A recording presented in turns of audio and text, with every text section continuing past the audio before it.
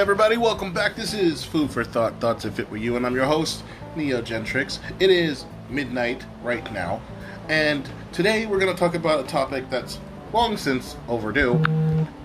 What is personal development? So, simple question, basic answer.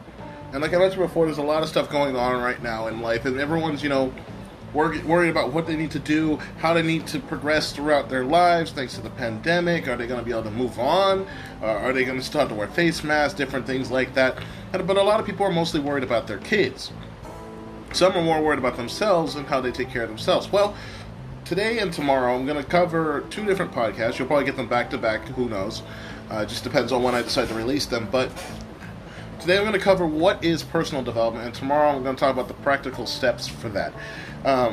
But before we go any further, I want you to go ahead and understand this. Personal development is a lifelong process. It is in a way, it's a way for people to assess their skills, qualities, and consider their aims in life and set goals in order to realize and maximize their potential.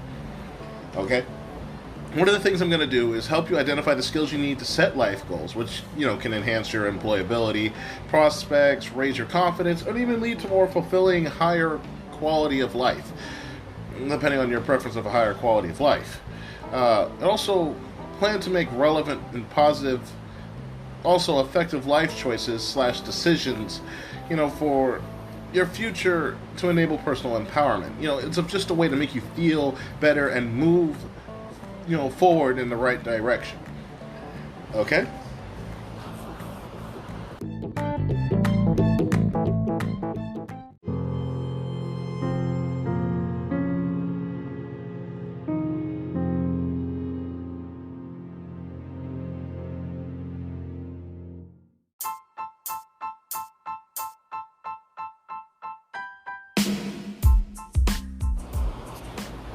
And we're back, guys.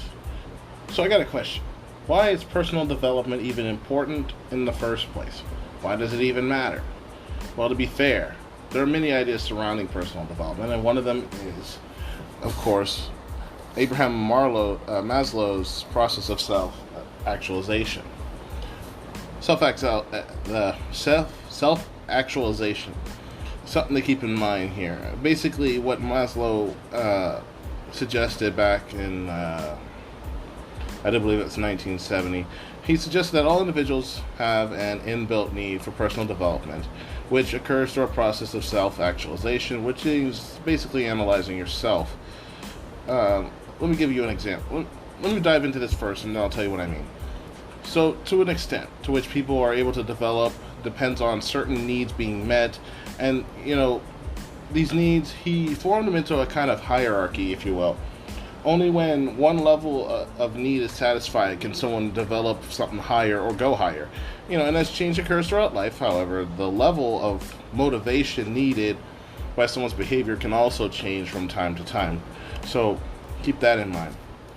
At the very, very bottom of this pyramid, for this hierarchy, is basic physiological needs such as food, drink, sleep, the basics for survival. Yes, this includes sex, weirdly enough, and exercise. All of these things are stuff that matter as far as your basic physiological needs.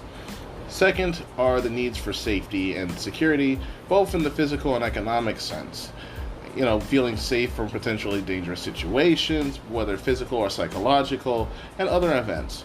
Or if you're one of those people that's more materialistic, health, work, money, routines, familiarity of things of that nature. Third, the progression can be made to satisfy the needs for love and belonging.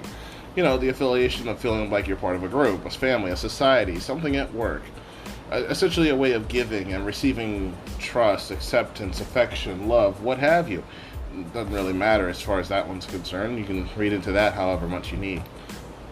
The fourth one, where a lot of people fail, is usually the need for self-esteem and self-worth. A lot of people don't have this, and most people consider this level technically self-empowerment. I can always cover that at a later date when I cover personal empowerment. But for lack of a better word, that's what this is. It's basically feeling confident, having some self-respect, self-esteem, or in other people's cases, gaining the respect of others, families, socially, or at work for what it is that they do in that regard. Fifth relates to the need to understand. This level includes more abstract ideas such as the curiosity and search for the meaning or purpose of something, or your life, or other deeper understanding, what have you. Okay? 6 refers to aesthetic needs, which is beauty, symmetry, order, creativity, art, design, something of that category. Once you get past the self-esteem issue and the needing to know why, being able to develop some type of creative aesthetic is, usually something that people look towards. Like, they're like, I need to have something to do, I can't just do nothing. And then finally, at the top of Maslow's hierarchy was self-actualization, which essentially means reaching your full potential, becoming everything one is capable of becoming. That's essentially the main idea.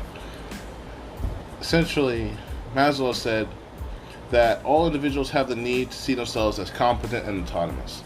Also, that every person has limitless room for growth to a point. They're only limited by themselves.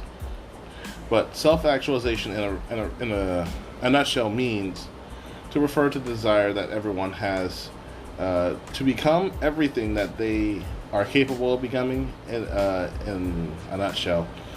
Or in other words, it refers to self-fulfillment and the need to reach a full potential as a unique human being. Everyone likes to feel unique. They don't want to feel like they're somebody else. Although for a lot of people, when they can't fail to identify self, they think that they need to be like everyone else. Thus the whole idea of, hey, you're not normal, you're not this, meaning that they like being like other people. They don't want to be themselves. But as for Maslow, the path of self-actualization involves being in touch with your feelings, experiencing life fully, and, utter total concentration, something that most people are not capable of doing.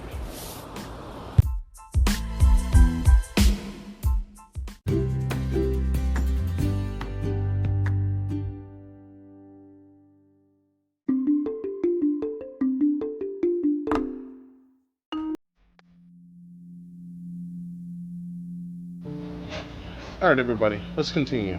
So, next you need to manage your personal development. There are a number of steps to take in managing your personal development that you can use. The first one is develop a personal vision. Okay?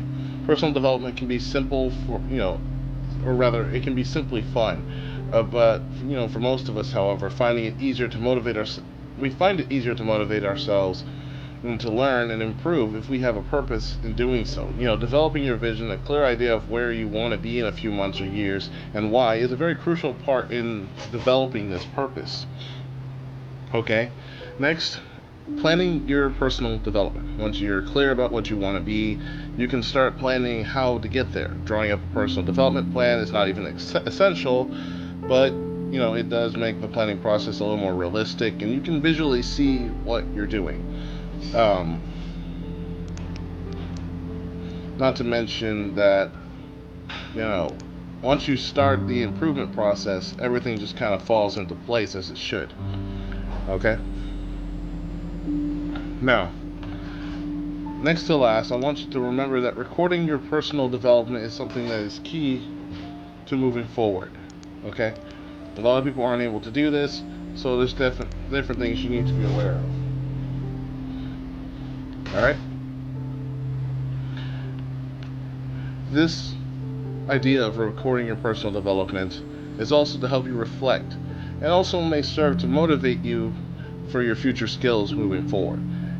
Try to keep a learning log or a journal as you develop your skills and your knowledge as well. It'll help you improve at a faster and more, reactive rate. And lastly, I want you to remember to review and revise your personal development plans as you go, as like your body and they do change over time, okay? For more effective learning, it is important to reflect your experiences and consider what you have learned from them. Regular review of your personal development plans and your development activities will ensure that, you learn from what you have done, and also ensure that your activities continue to move you towards your goal, and that your goals or visions remain relevant to you. Keep this in mind as you continue to, increase and improve on your personal development. Okay? A lot of people aren't able to do this, so keep this in mind that it does take time. It doesn't happen overnight. Alright? I want to thank you guys for listening in to this podcast, and I hope you'll enjoy the rest of your day.